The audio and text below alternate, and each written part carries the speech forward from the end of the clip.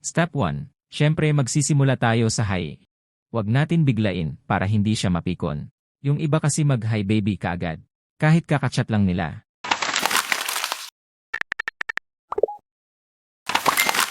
Pag nag-reply na, step 2 na tayo. Magtanong ka tungkol sa gusto niya. Tapos, maggawa ka ng joke tungkol sa tinanong mo para pagandahin ang mood niya.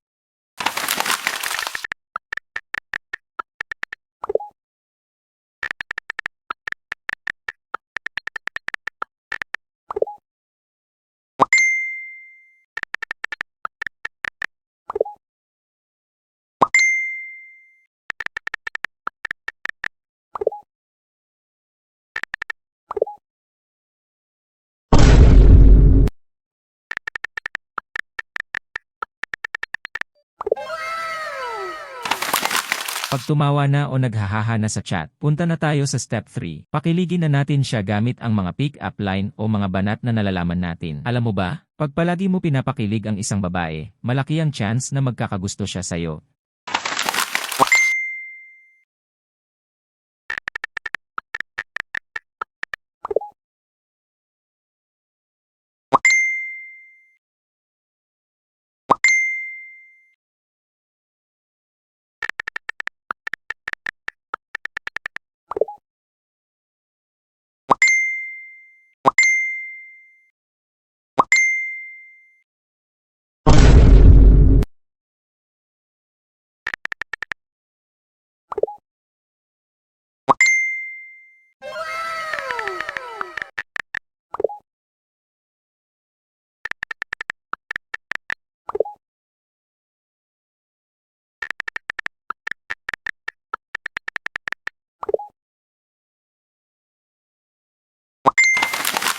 Step 4. Yayain mo siya. Yung kayo lang dalawa magkasama. Halimbawa, yayain mo kumain sa labas, yayain mo magkopi, at iba pa. Tapos repeat mo lang yung mga steps hanggang mahulog ang loob niya sa'yo.